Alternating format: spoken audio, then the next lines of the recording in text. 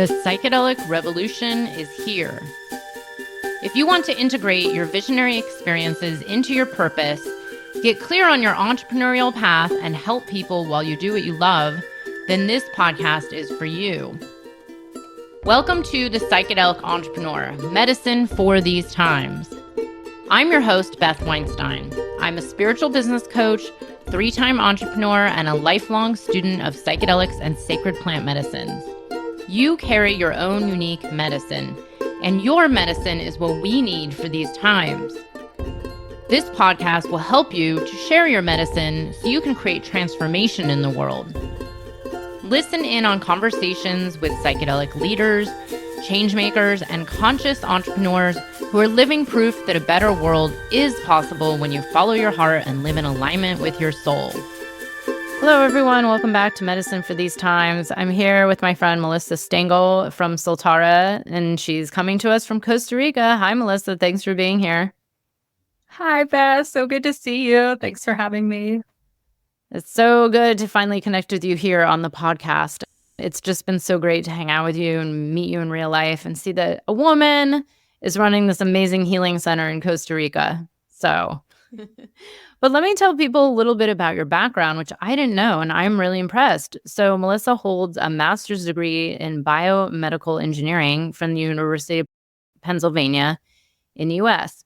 After several years of conducting brain and lung cancer research and gaining managerial experience across a wide range of businesses, her interests turned towards the healing power and responsible use of plant medicines and psychedelics, and working with the wisdom traditions and cultures that steward them. In 2015, she consciously chose to leave corporate America and to move and live and work in the Amazon jungle. Melissa has since used her background in engineering, science, and management to help advance the plant medicine and psychedelic movements, first by managing a top-rated ayahuasca center in Peru, and now as founding partner and COO for Soltara Healing Center, an ayahuasca center working with Shipibo healers in Costa Rica and Peru with a focus on integration. She's also co-founder of the Soltara Community Platform, a conscious community platform centered around holistic healing and plant medicine preparation integration. She serves on the advisory board of Elected Leaders Collective and collaborates with multiple organizations in the fields through her work at Soltara, including Shakruna Institute, Amazon Watch, Indigenous Reciprocity Initiative, Imperial College, Johns Hopkins, New York State Psychiatric Institute, Amazon Rainforest Conservancy, Heroic Hearts Project, and many more. And more recently has been working with other centers in Costa Rica to form a national alliance of ayahuasca centers to support the implementation of frameworks for ethical standards, approaches, education, and political advocacy. She's passionate about using her technical, managerial, and problem-solving skills to help bridge the gap between the Western world and the incredible healing potential of plant medicine, their traditions, and a holistic approach to health. Wow, Melissa, I don't know why I didn't know about your amazing corporate America. Like, I come from corporate, so I do that every time someone's on this podcast that's like left and went the opposite direction. But I would love to hear your story. You know, you were doing cancer research and working on the brain. Like, what was your original career path? And then how did this whole ayahuasca path come in? Yeah, thank you so much. I forgot I sent you like the long form of my bio. So I love it. Thanks Good stuff. for reading that.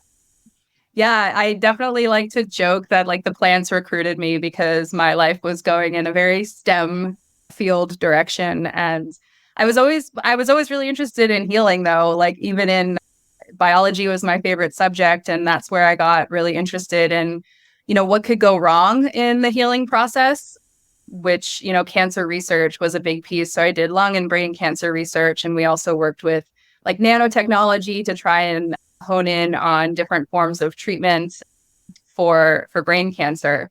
And, for me, that was kind of my interest of like, okay, what does healing actually mean, and how can disease happen, and, what goes wrong within the body?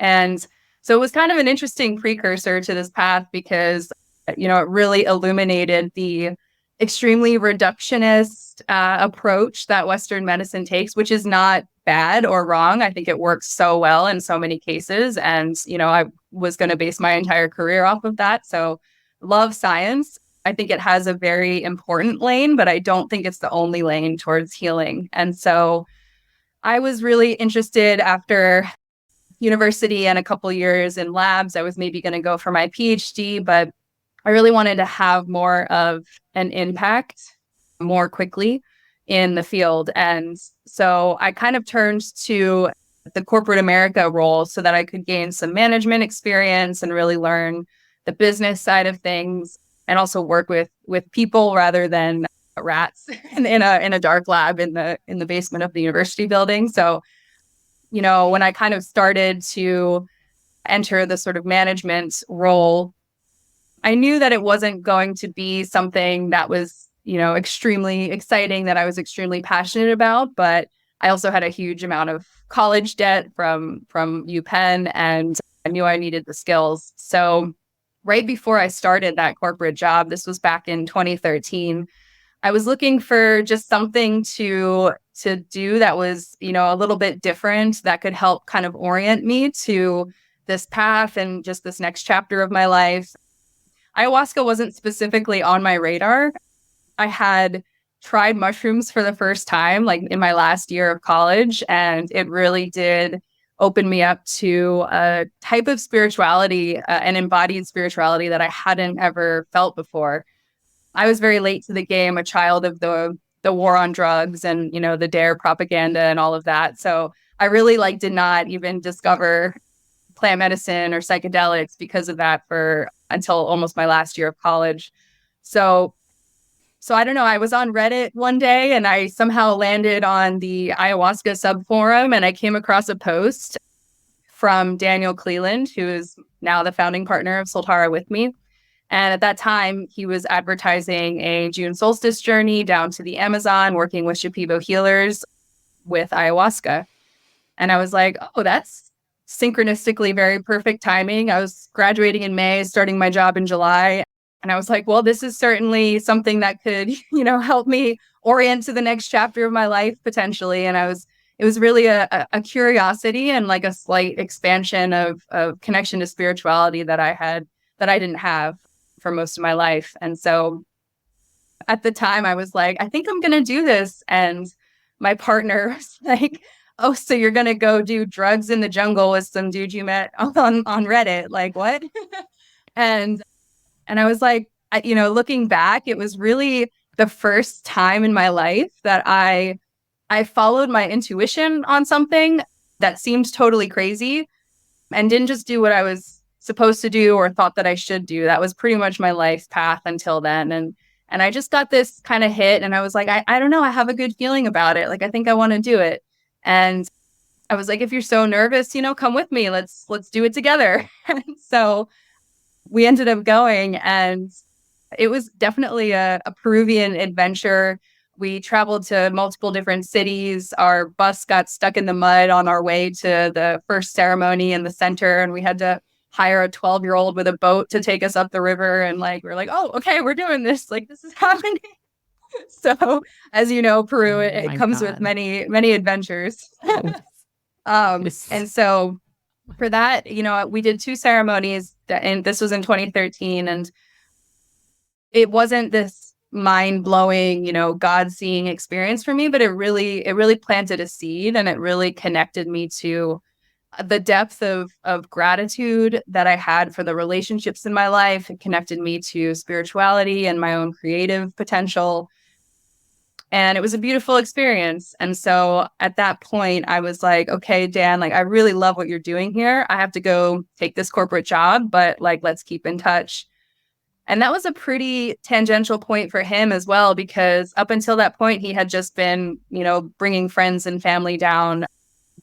He found ayahuasca after he fell off a cliff, and it really helped him to recover and heal. And so he decided from that point to continue doing these trips without a center of his own, but working with another center for the next couple of years. And, I continued to stay in touch, and it was 2 years in, it was 2015 when I was absolutely ready for a change. I only lasted in corporate America for 2 years before I was like on the brink of depression, and it was a toxic work environment. I learned a lot, but for me, I was starting to kind of put my sights elsewhere, praying to the universe, right? And then a couple weeks after I actually started to search, I get an email from Dan saying that they were looking for an operations manager. They had built the center down there of their own in 2014, and they were starting to expand. And so I was like, that's what I'm doing, but for an industrial supply company. Like, I can manage operations. And so it was the fastest cover letter I've ever written in my life. And I was like, I don't think I'm going to get this, but like, I have to try. I have to just put it out there. I asked for a change, right? And so I got it. He was like, okay, like if you can learn Spanish and if you understand that this means actually moving to the Amazon. I was like, yes, and give me 2 months. And so quit my job, lovingly ended my relationship. It was time for that anyways. We're great friends now. And he sent me on my way. And yeah, I managed operations down there for a couple of years and really got to work with Shipibo healers, do some dietas, go deeper and really understand how a retreat center who works with indigenous healers, with Shipibo healers, could run. And so a couple of years after that, it was 2017, and Dan had sold part of the company to a new owner. And at that point, I was starting to get a message from the medicine. I had been drinking a lot and really learning a lot, but I started to feel like, okay, I need to like get out of this bubble. I need to actually go integrate. That medicine was like, I'm not giving you any more answers. Like, you need to like take this and do something with it. So I went home to California, and I started to feel in that particular center, like we had a lot of different medicines and different traditions. So there was Shipibo was kind of the main, ayahuasca retreats, but then there were also San Pedro, there was Bufo. By the time I left, there was like cacao and hape and cambo. And it was just like a lot of different medicines and traditions. And for me, I just started to feel like I wasn't super aligned with that anymore. So I went home to California and I realized I had no tools to integrate. I was completely lost. I was like, wow, we tell people the hard work starts when you get home, and like, here's a Facebook group, but like, that's not enough. Like, we're not doing enough. And so really like the integration of my time there was Soltara with a focus on integration, because I was very much, concerned that we weren't doing right by our community, and that at that point, the retreat industry as a whole wasn't supporting people holistically. And I'm so happy that it's made so many strides since then. But at the time, it was relatively novel. There were, other programs and centers doing great work. But that's when we connected with Chacruna, and Bia Labate, the founder, became our advisor, as well as Dennis McKenna, and then a little bit later, Gabor, and really helped us. Oh, and Clancy as well, Bia's partner. And between the two of them, they also really connected us to psychologists who had plant medicine experience and helped us to really develop an integration program that was more holistic. And so Soltara was really built on only working with ayahuasca, only working with Shipibo healers, and then a focus on really like the preparation integration, the before and after care. And yeah, it's been beautiful, because I think it came from like a real listening to like what I was missing, and also what the community seems to be calling for at the time. Yeah. Oh my God, what a story. Leaving corporate America to go to live in the jungle for 2 years, for years, but like 2 months later, that's a big deal. One Reddit post changed the whole thing. Yeah. You never know. Well, but then the integration of coming back from living in the jungle and then living, like doing this kind of work to being in California, was that that must have been hard. It was super jarring. Yeah. I spent a year with my mom in San Diego, and, it's a very military based community there.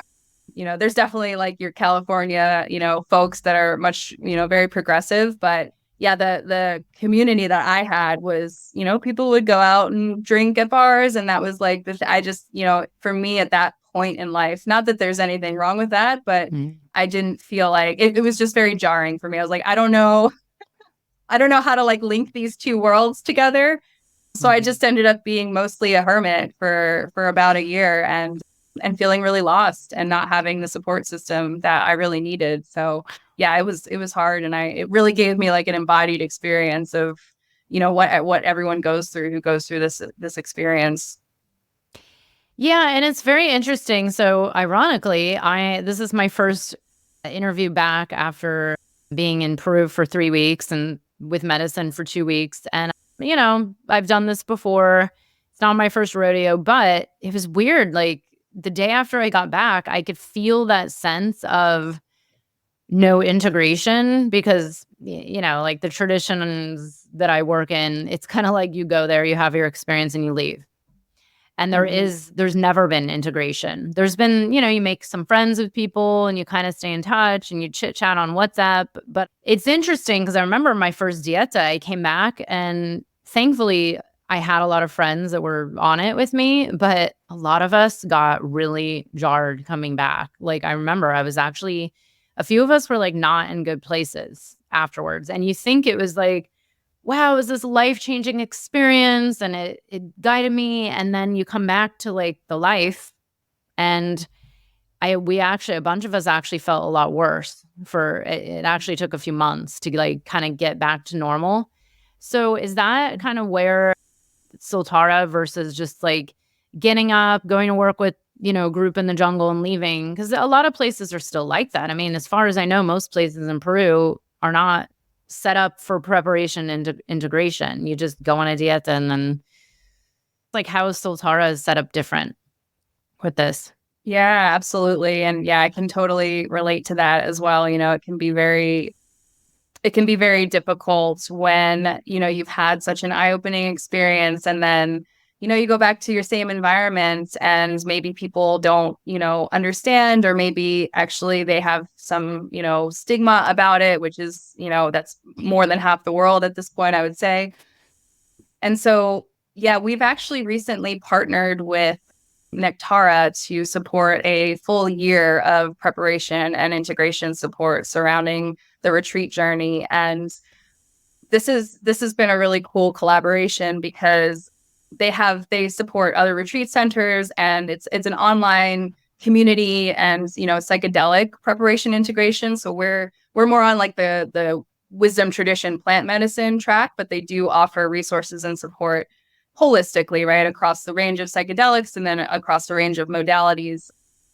And so we have monthly virtual events. We have a network of therapists, but also holistic practitioners. So people can really find, practitioners and teachers for somatics, for applied neurology, for body-based work, for mental support, emotional, etc. So trying to really offer as many different types of resources for people as possible, because really understanding the framework of this medicine being a holistic experience, really mind, body, spirit. And so we offer, pretty extensive resources. Nectara also offers resources.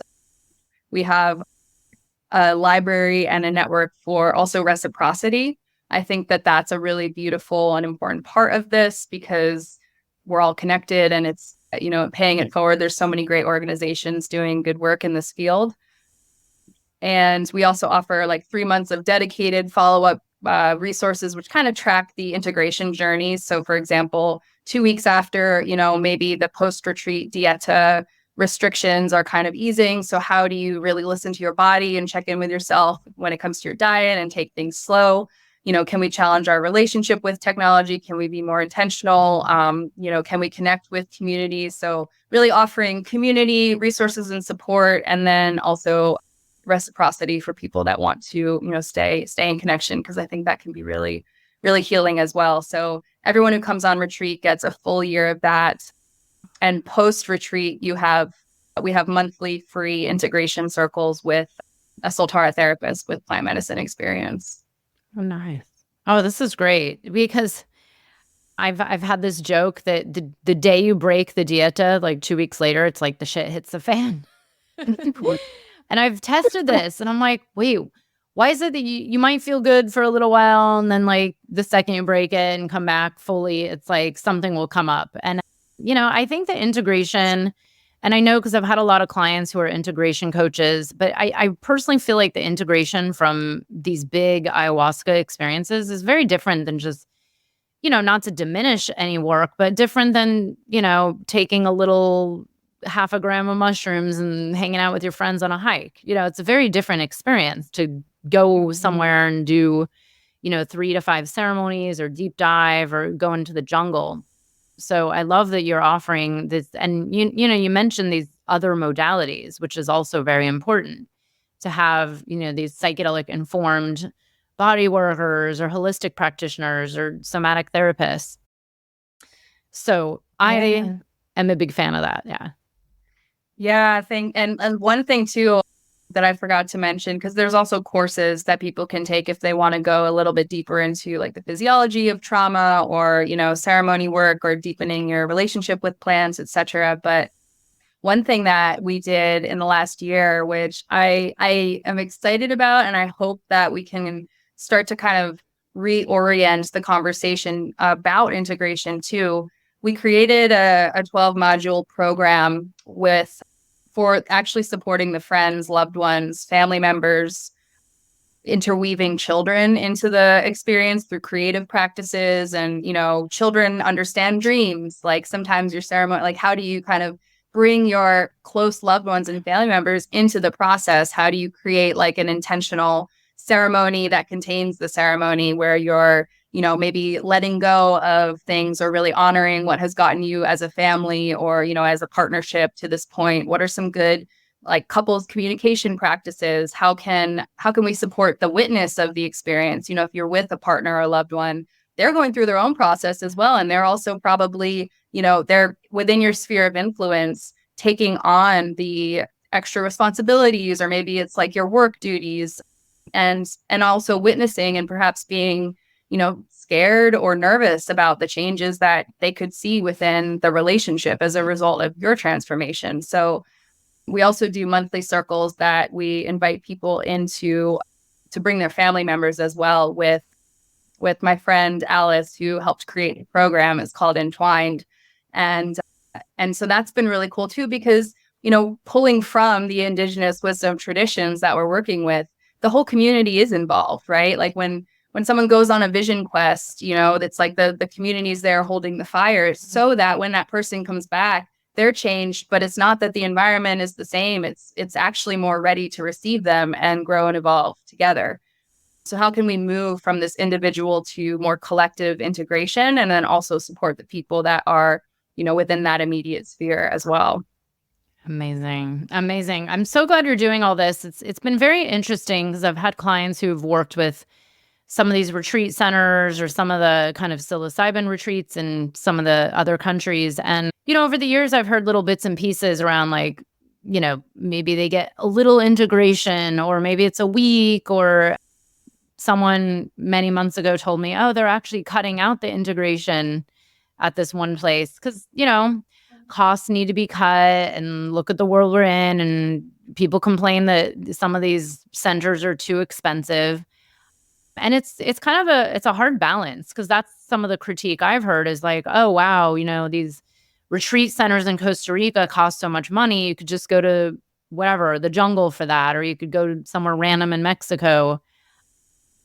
So I'm curious about the realities of like a retreat center as a business, and especially with the world that we're in. I mean, there is a lot of criticism in the psychedelic space in general over accessibility, and the fact that, even in Oregon, it's like to go do psilocybin, it's minimum, $2,500 to $3,000 or up.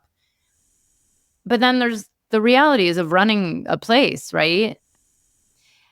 And how do you, like, what are your takes on this, and how do you make sense out of it? And then also, can you shed a little light on the realities that people don't think about? Because I think a lot of people are just quick to say like, that's too expensive.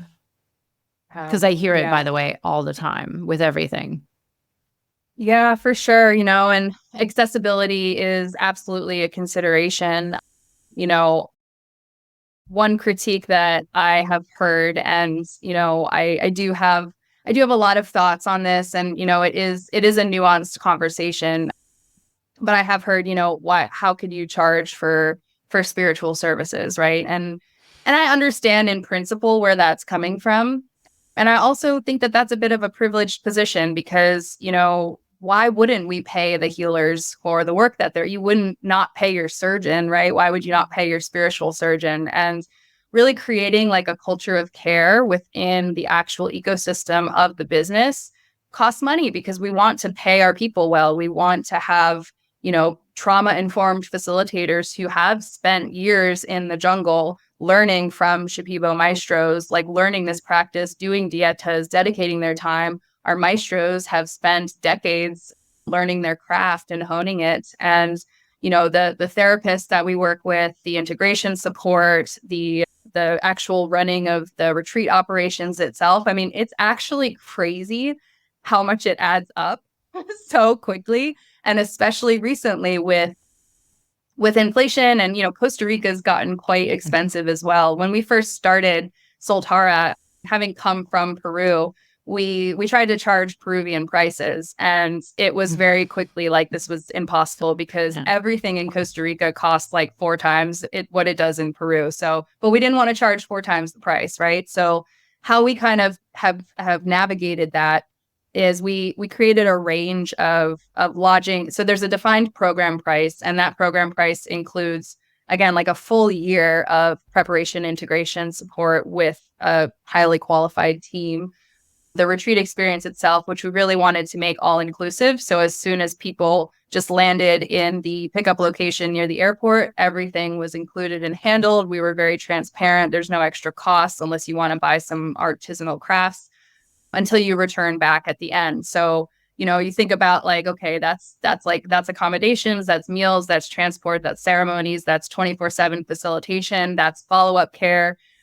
That's the entire operations. We have a local staff of 25 people, as well as an medicine facilitation team of almost 15. We have also the intakes people and the booking support and, people handling the logistics and also consulting with therapists and medical advisors to make sure that this retreat is safe for you.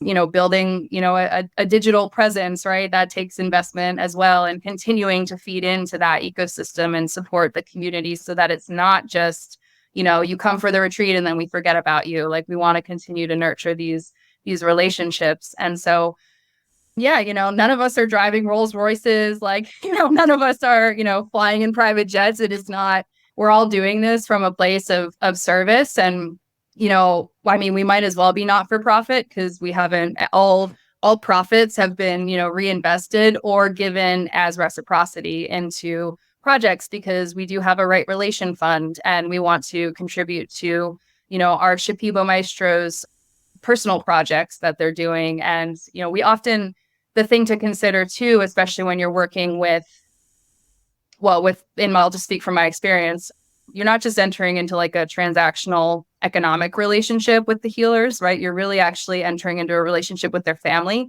and their community. Yeah.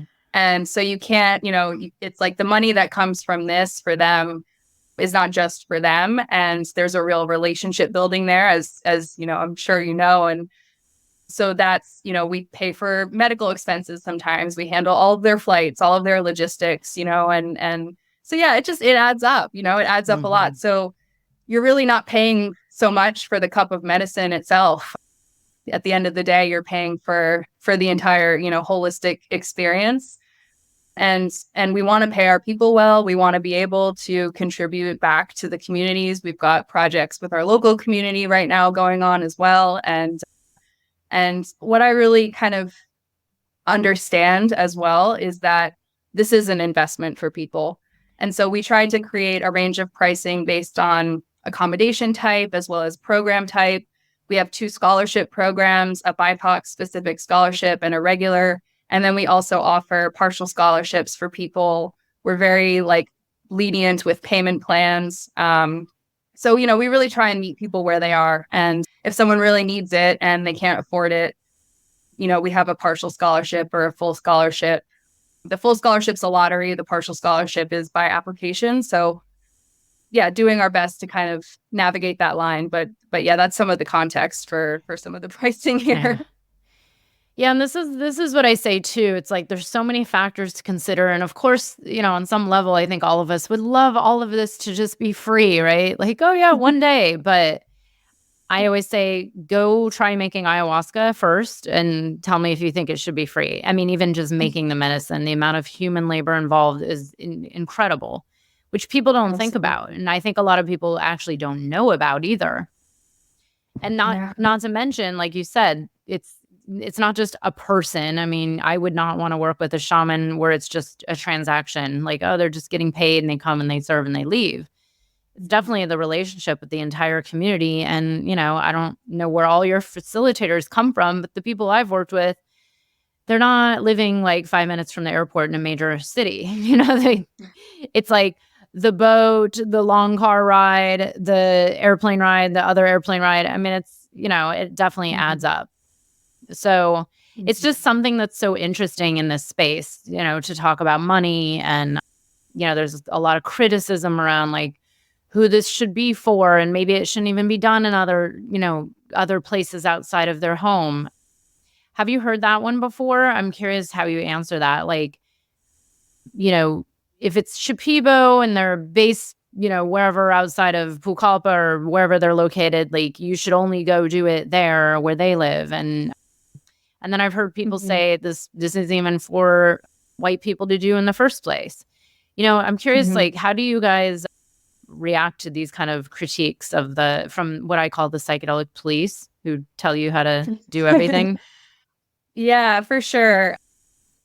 I think that oftentimes when I hear these arguments, I really question if the people that are making these arguments or accusations, and maybe they have, but they haven't worked with every single Shipibo maestro out there. I can guarantee that, right? And so our healers actually like want to travel, and several of them travel all over the world actually, and go to Spain and go to Mexico and actually, go to other countries to serve their medicine, and they want to do that. Like, why would we take agency away from the healers if they are interested? And actually, for them, like in conversations I've had with the maestros I've worked with, so I don't want to like paint all the healers with one brush, but the maestros I've worked with, like for them, we really work with family lineages. And for them being able to travel and see the world and come here and like go swim in the ocean in Costa Rica and like travel around this country and, get paid to do that, and also show their children, hey, like maintaining your own cultural tradition, this is a viable path for a life that can support you. That's been huge, because what has been happening in recent years is that a lot of the younger generation of Shipibo children are looking to get out into the Western world, right? They want to go to Lima, they want to get and they're that cultural tradition is actually being lost, and it's an oral tradition. And so to really maintain that and preserve that culture, several of our healers are actually setting up intercultural schools to be able to not only pass on their knowledge to the next Shipibo generation, but also invite foreigners who want to learn more about their culture. And so it's like a real opportunity for an intercultural exchange. And so I sort of question, like, have you talked to the healers that you're talking about, and like, what is their perspective? Because, you know, in such a way that it is a reciprocal collaboration, right? That we're not just creating this like transactional relationship, or we're not trying to overly adjust or change the structure of how they want to do things when it comes to the ceremony, right? So even that is a collaboration, because every healer has their own preference and for exactly how they want to work. And so, we'll work with them, but like we do have to agree on a set structure within the container of Soltara, so we can make sure every person gets an Icaro and, things like that. So there's a collaboration, but as much as we can, we really like allow them to do their jobs in the ceremony space, and really work together to create something that has a strong container, but we're not doing anything outside of the ceremony in terms of programming that's going to be contraindicated with their work. We're not inserting other traditions and things like that. So of course the how is important as well, but I think these kind of assumptions or sort of like this blanket statement, like it should or shouldn't be done Yeah. this way. I think that actually takes autonomy away from the healers that are bringing forth this work into the world, and perhaps the plants as well, right? We don't know. Yeah, and so many good points there. And I'm, even that perspective of like keeping these wisdom traditions alive. Because you're right, it's like the young kids, especially some of these towns. I mean, for people who haven't been to some of these places, it's like tiny little villages on rivers that are very inaccessible to major areas. And yeah, the new generations do tend to just get up and leave. It's kind of like these lost languages and these lost cultures. And so you have a really good point there. I'm curious, do they, because this one's another one I've heard with ayahuasca a lot around, keeping the medicine in their country. And you said, a lot of them travel, and the people I've worked with travel all over too. But do they, because the people I've talked to over the years say, you know, their perspective is the world needs healing and the world wants healing. So why not share this medicine more? But then, of course, I've heard a lot of people say like, oh, well, it's these certain people's medicine. It doesn't belong to us. It's not from this country, or it's not from here. But the wisdom keepers you work with, do they also share that sentiment that like the world wants this, the world needs it, the plants are eager to give, like what is their perspective on like healing the world? Yeah, for sure. I mean, I'll kind of like summarize, general consensus that I've felt in conversations with them, and that is that the world is very sick. The world is very sick right now. It's out of balance.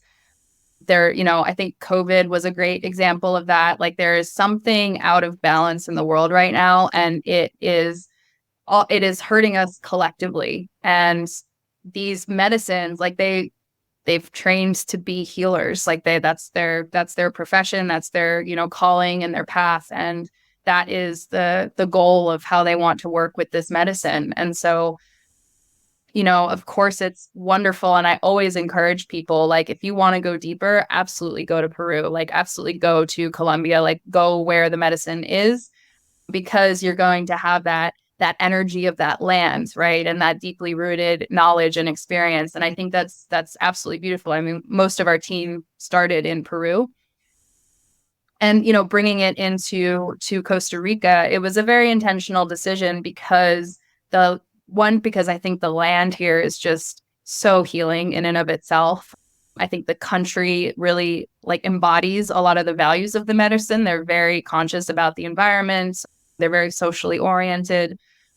And then also, I think there's an opportunity here to make things more accessible for people who maybe really, really need that healing, but may not be able to go all the way to the Amazon. Maybe it's just inaccessible for them. So, kind of being in this like center point of Central America, really bridging North and South American, understandings and frameworks of healing and expansion has been a beautiful opportunity. And if people want to go deeper, then of course go up the river in the Amazon and work with that. And like this kind of ties back to, that point about cost too. Like there's so many different levels of accessibility. If someone wants to work with the medicine, they can go to Peru and find it for extremely, low cost. They can find a maestro and, but you're not actually, again, paying for the medicine. You're paying for the container that's created around it. And so I think that's where, there's a whole spectrum of options, and different, options are going to be accessible for different types of people. But for sure, I mean, the healers that I've worked with, they want to share their knowledge, their culture, and their medicine and help the world, because things are crazy right now. It's not good, and it's hurting everyone. And that's what I've heard over the years too. It's like, well, if this is here and people want it and need it, and the plants, I think I've never, in my experience, I've never had the plant communicate in a way where it's like, oh, no, I don't want to help you, or I don't want to help certain people. I only want to help some people and not others. I mean, I've never heard and never even heard a story of a plant doing that. So These plants I do believe are allies, and we're in relationship, and hopefully if we can bring things back into balance, it will be better for the plants, for the earth, for everybody. So thank you for sharing that, because I've asked that question to a lot of people and everybody's shared the same answer, but it's just so interesting because there's a little, I always say it's the minority of people out there. They very often will project and say, like, indigenous people say that this medicine is theirs. And I'm like, well, where did you hear this? Because I have yet to meet one indigenous person that has said that. Yeah, and that's this other kind of trap, I think, that people can fall into, where it's like, indigenous people say that, like, that is such a broad, like, there's so many, even like within the Shipibo communities, if you ask the same question to two different maestros, you're going to get two different answers. And then if you ask the same maestro on 2 different days, you're probably going to get 2 different answers, right? So it's very, like, I'm very conscious, and I try to be, at least, like, say that disclaimer when I'm talking about, another culture that isn't mine. And again, of course, how this medicine gets shared and how it goes out into the world is of utmost importance. And are the people that are sharing this actually receiving the benefit from how it's being shared? And, cannot be understated at that point. And so I think maybe that's, like, the nuance, right? Because when that's not respected, when there is no reciprocal relationship, I can understand the anger at that, and that, like, how that shouldn't be done. And I can definitely understand that. And, like, then I could bring up the whole glorifying indigenous people in general. And I'm like, everybody knows that there's some stories out there. I mean, everybody's a human, and not to say there's, better or worse, but I have plenty of stories, and all of us do, where it's like, well, there's some indigenous people that are, just as bad as, like, the white guy that's serving ayahuasca that you don't like, for other reasons. Yeah, I think the romanticization. The romanticization of an entire culture is another issue, right? It's like this pendulum swing. There's, and we struggle with that in, I think, as a movement as well, and in the way that we talk about and educate or share information, or, put any one person on a pedestal, or any one culture or people as a whole. And I think that can be a challenge, especially when someone who's really suffering and, like, just wants the answer and has heard, all of this, like, healing potential, and, like, okay, don't have expectations, but how can I not have expectations? And this is my, like, last hope, or, I'm at the end of my rope here. And then here's a person who, has studied for decades and, has all of this embodied knowledge from a completely different framework of life and cosmology. It can be hard not to romanticize that and relate that to, how opposite it may be for you if you come from, a toxic culture, as many Westerners do. So it can be tricky. And I'm glad you brought up that point too, because it is important that we understand that we're all humans in this, right? And we have different experiences and knowledge to bring to the table. But at the end of the day, it is a collaboration. And I think, that type of relational approach is going to be healing for everyone. Yeah. Such good points. Well, I also want to ask you about, retreat centers in Costa Rica and what's happening there, and just running a retreat in general. Over the years, and I've made some jokes about this, where it feels like these days everybody has a retreat center. They buy a house and they call it a retreat center, and then everyone dreams of owning one. And I'm like, I've interviewed now plenty of people who are like, it's no joke, it's a reality. But, especially down in, let's say, Costa Rica, Mexico, maybe some other parts of, the Central America, have you noticed a difference, like, let's say the last few years, with a lot more retreat centers popping up? There's a lot more maybe, like, news out there. I don't know if this is, like, good because there's a larger movement and now there's, more demand or more supply, or have you noticed either, like, interest is dropping because now people can find ayahuasca in every corner in the US, even maybe not ayahuasca, but psilocybin at least? Or is it just getting a little more specific, or is it now, like, more and more people are waking up and going and seeking it? I mean, I'm curious what's going on, and, and if you get a lot of, like, the first timers that just maybe they don't know that it's on their street corner somewhere. Yeah. Yes. Our mutual amazing friend, Karen, who has been in Costa Rica for 20 years, she and some other centers and myself included, have started to, really form a community down here and be like, hey, like, we don't need to work in silos. Like we have, a bunch of heart-centered people wanting to help humanity. Like let's start to get together and see if we can help move things forward, also create some, ethical standards and agreements, support with harm reduction. Ayahuasca in particular has a lot of medical contraindications. And so, safety is a big thing when it comes to intakes.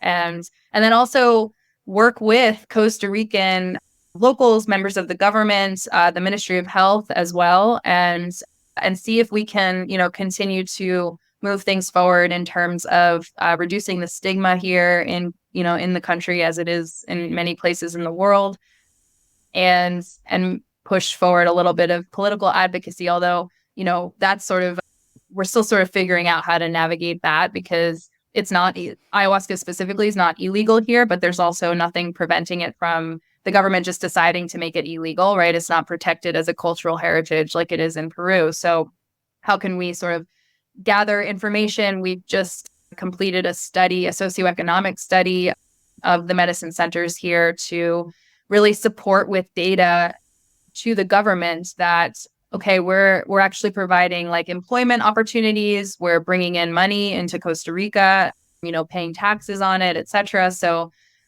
it's definitely been, I didn't realize that there were so many centers here in Costa Rica, and there's varying levels of them. Like some of them are more community based or just like small kind of friend family situations. Some are sometimes eco lodges, sometimes centers. Some just bring in facilitators and healers occasionally. Some are more, defined centers that are out loud about it, like we are.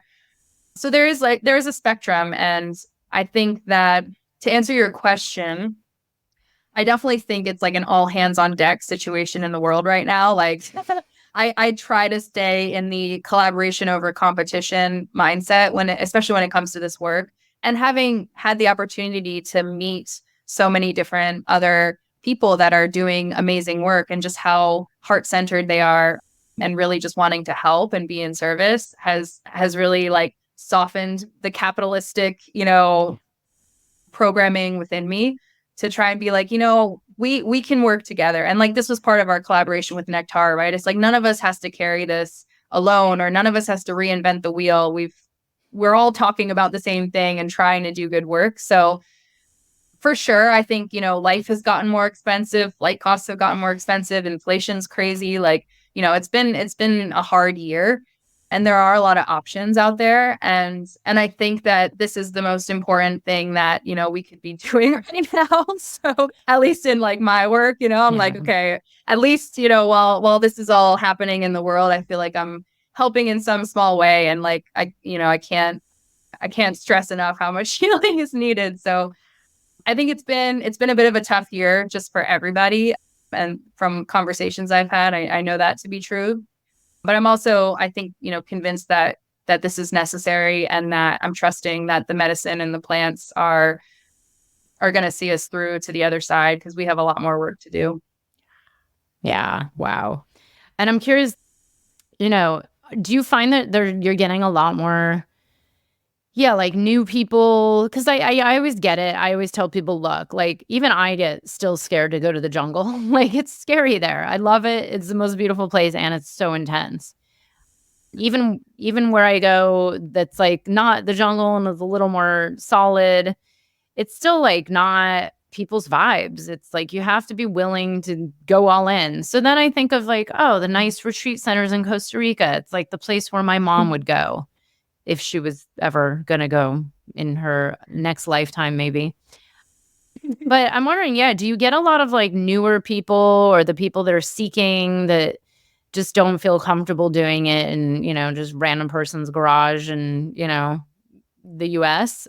Are you getting a lot of like repeat? Like, do people come back there every, once a year, every 6 months? Yeah. So what was really cool, the difference that was a pleasant surprise for me from managing operations in the Amazon and then coming here, when I was in Peru, I would say it was like 70% men and like 90% people in their 20s and 30s. So it was a very specific, adventurous, right? Just like down with mosquitoes and tambos and, no electricity. And it was, great. When we came here, I was like, I didn't even put this together at first, but actually, over half of the guests that come are like 40s, 50s, and 60s. And we do get people actually in their 70s. Actually, my mom has come twice. So to your point, yes, it's a great place to bring parents. Lucky. Still waiting on my dad. We'll see. We'll see. Maybe in his next life as well. But yeah, so, and then we do get a lot of women traveling alone. Costa Rica can feel maybe a little bit safer in some cases than elsewhere. And so yeah, and a lot of first timers and solo travelers. I think Soltara specifically is a really good place for first timers just because of the like sort of extensiveness of support before and after. And then we do get return guests, and something that's really beautiful is like people will coordinate to come back with other members of their same retreat group each year. And so about like I would say at least 2 or 3 people every week are return guests out of a group of 20 guests. So, and we're looking of like, how can we maybe vary up the programming a little bit more too next year and do some more themed retreats to kind of offer different options. We have other locations as well that have different, smaller group sizes and more jungle immersion. So yeah, trying to kind of like vary it up. But I think this is a great, definitely for first timers. And then, again, we just always encourage people if they want to go to Peru to do that, if they want to work with Shipibo healers down there. Amazing. Oh, I love that themed retreat, by the way. I'm really a big fan of that. What might work. I have some ideas. Well, give us tell us what's next for you personally on your plate. What do you have that you're working on to manifest this year, and what's happening next for Soltara?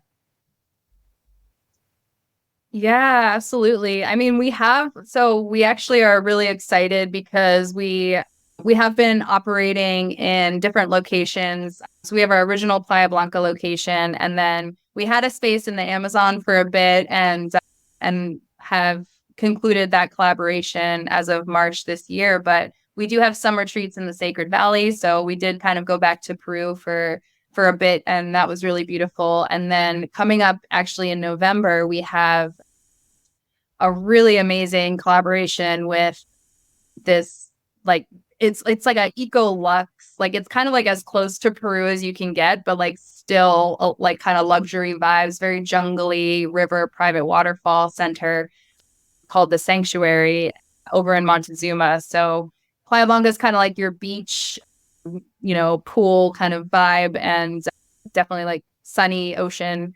And then this one will be more like river waterfall. You're kind of under the canopy of trees and very much like immersed in the jungle. And those are smaller group sizes as well. So 12 to 14 guests maximum. So that's coming up in November. And then, yeah, we just switched our integration program and totally revamped that. So really excited for that community. And then, we've got some scientific studies that we're collaborating with. We also have, hope to continue with this national alliance and continue to kind of build community here and maybe do some more studies like a public health study in Costa Rica. And then our healers have some amazing projects as well. So trying to kind of support the development of a Shipibo school for Shipibo children, and then an intercultural center as well. So we're kind of like feeling into, what does the future hold and what's really needed? How can we contribute to the movement? For me, that's a big passion of mine. Like I really enjoy going to, conferences and gatherings and summits in the psychedelic movement and just connecting with all the people that want to help change the world. So always, available for collaborations. And then I guess the last thing I'll say is I'm on the advisory board for the Elected Leaders Collective, and that's Skippy Mesereau trying to help heal our politics. And so we'll see. I would love to. Could you imagine? Like, I can't imagine a better thing to support right now. Oh my God.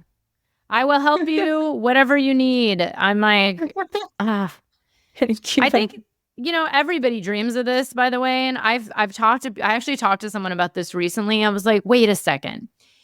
If we all just got together and started to reach out to our networks of people that we know, I mean, we all are connected to people in politics. It's without question. I've sat in, I mean, I always wish I could name names, but I was in the jungle once with someone who works in politics and works to help get like women elected in Congress. And I was like, have you ever thought of just bringing them here?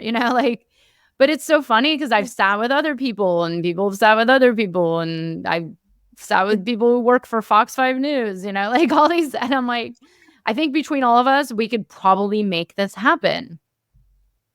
That's what's so exciting. I'm like, we just need a critical minority. Like, that's it. We don't need the majority of people. Yeah. We just need enough to like get the wave going. And it feels really possible because it's like, as this movement gets bigger, it also seems to get smaller. And that's really exciting for me. Yeah. So yeah, I'm totally here for that. And it's been like really cool to think about on a policy level, right? Like, we've got the FDA involved now, and we've got decriminalization and, centers getting set up in Colorado and Oregon. So I think it's like, it feels just like a very potent time. And yeah, if we just like, for the right people that this medicine would serve, I think we could actually really make some big changes in our lifetime. So fingers crossed. Get me involved. Put me to work. I'm going to hit you up.